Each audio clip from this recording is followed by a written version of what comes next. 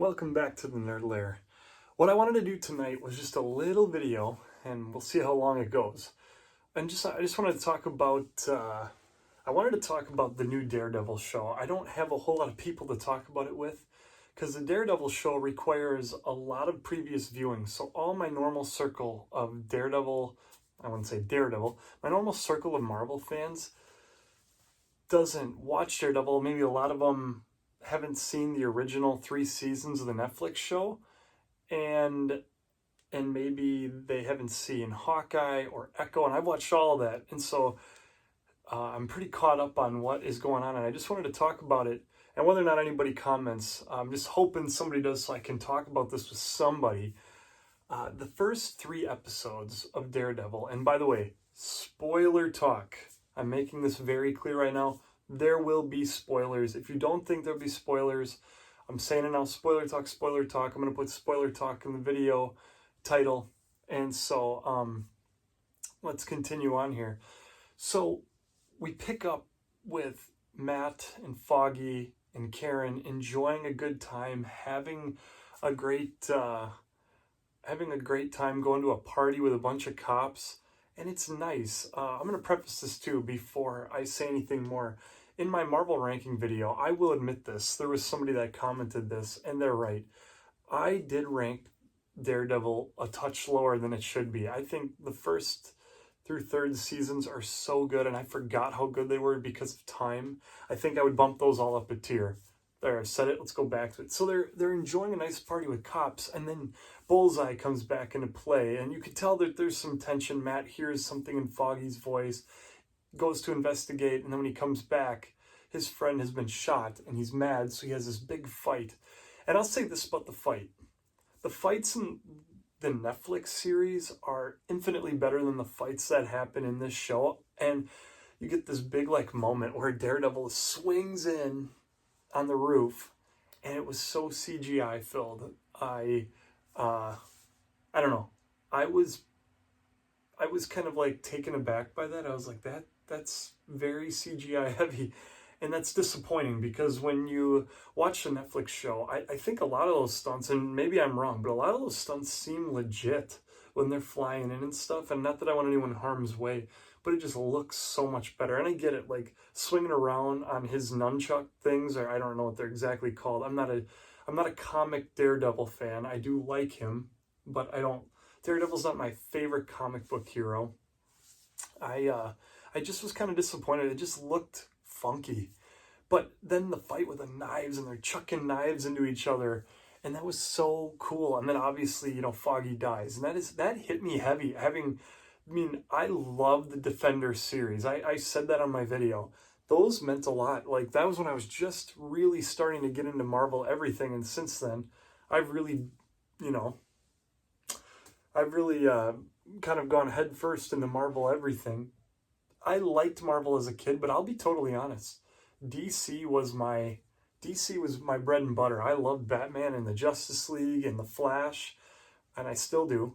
But Marvel was kind of second rate. I remember getting a Hulk toy, and I loved it, but that was it. I didn't know much. When I watched the first MCU movies, I was like, these are phenomenal.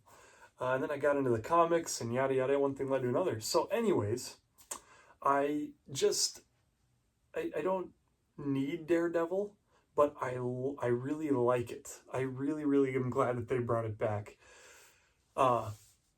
We hop into the next episodes, and time has passed, and Karen leaves, so we know she's not in the show anymore, and they kind of give you new characters to latch onto. His now associate, and then the cop Cherry, I believe is his name, and those two are cool characters in my opinion. I like them. I think that they do a good job filling the void because they're different. I like in episode 3 here where he has a drink with his girl that he's seeing, the therapist, and he talks about Foggy, and she goes, "It's been hard. I've been wondering when you were going to say something. Well, it's hard." And I like that. I like the way that they put that. Having lost some people in my life, and we all do, that makes sense. It's hard to talk about people sometimes when you've lost, especially a year out. I lost a good friend a couple of years ago now, and every year on his birthday, then it's a tough day. it's a tough day for everybody I know. So I get where he's coming from on that, and that's why he's not been talking about it in the show. But um, it's been outside of the CGI moment in the beginning, the courtroom scenes with the whole white tiger thing were phenomenal, and the whole show has felt like earlier MCU than where the MCU has been. Early MCU felt gritty, real, fun.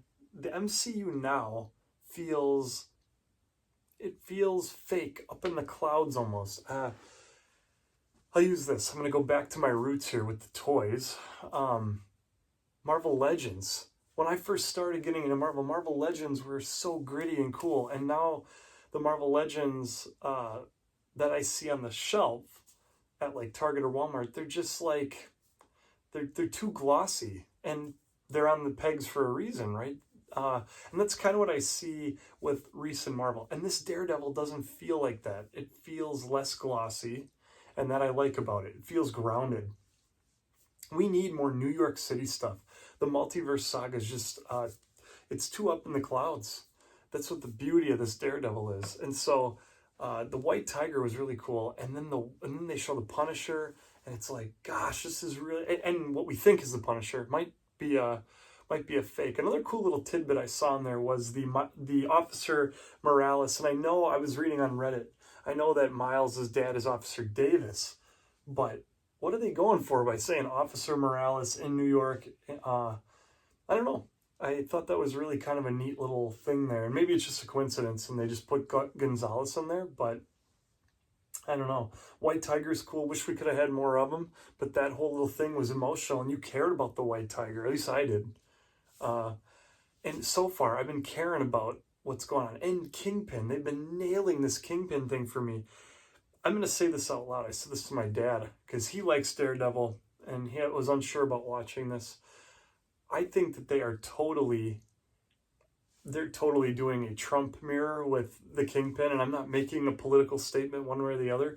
I just watched this, and maybe they're not, but it just seems like, oh, guy that, is kind of known for doing bad things is now beloved by the people and voted in by the people, and that ticks off a lot of people. And I mean, we've kind of seen that here recently with Donald Trump, and I think that storyline might not hit home 10 years from now when people go back and rewatch this show. I just find that interesting. But overall, I'm not giving a score to this or anything. This was just pure discussion, and whether or not anybody's going to be watching this, I don't know. I just thought it would be pretty fun to talk about it. And so far, I'm excited. I'm going to be honest. I'm excited about this show. And I can get why some people are not. Because, again, there's a lot of previous viewing to this show. And like my wife, she hasn't seen it. She has not seen the Daredevil shows. We watched the MCU together. We never got to Daredevil. Partially because it got canceled. And it was like, it's never coming back. And then Matt Murdock's in Spider-Man. And then Matt Murdock's in She-Hulk. And okay, and then Kingpin's in Hawkeye. And Kingpin's in Echo. And I'm like, okay, they're going to bring Daredevil fully back. And then it was in the news before that. And I'm glad they did. I hope they do different with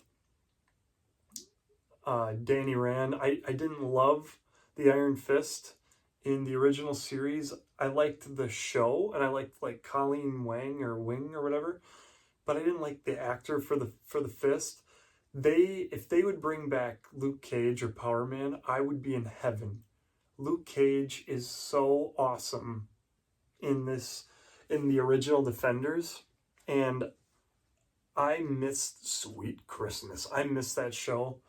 I hope they bring that show back, or at least they bring him back as a cameo. I would be over the moon because I love the Defenders. Jessica Jones, and I get that a lot of people like that show, but Jessica Jones is a show that, like, I'm okay with it being done. It kind of bored me at the end, and I get it. To most people, it's a good show. For me, though, it was just kind of fine. I watched it. I thought it was fine. I didn't hate it by any means, but it's not anything I'm going to clamor for. Luke Cage, I know a lot of people think that that's mid. That's fine. For me, it's awesome, and I love Luke Cage. I think he's great. So if they could bring those Defenders back, that would be phenomenal. So overall, I think it's great. If you have not seen Daredevil, go watch it. It's good. It's good TV. It's good. It's good Marvel. And this is an exciting show for Marvel fans. I don't know if this is 8 or 10 episode season. We're on 3. So something to look forward to. I've been watching some really good TV lately. I've watched Solo Leveling, which I'll do a little review once I'm done with that season. I've watched Invincible, which I'm going to do a review on when that last episode airs. And I've watched The Amazing Spider-Man, which I talked about, or The Friendly Neighborhood Spider-Man. I mean, I'm watching through the original series, or 90 series of, Spider-Man right now. And I'll do a review on that. I'm watching some really cool stuff, and this I would put within that. So, let me know what you think of Daredevil down in the comments. Did you like it, or do you got some problems with it? And let me know, and that's okay. But let me know if you do. As always, I do really appreciate any comment, any view, any whatever on the channel. May the Lord bless you, and have a good one.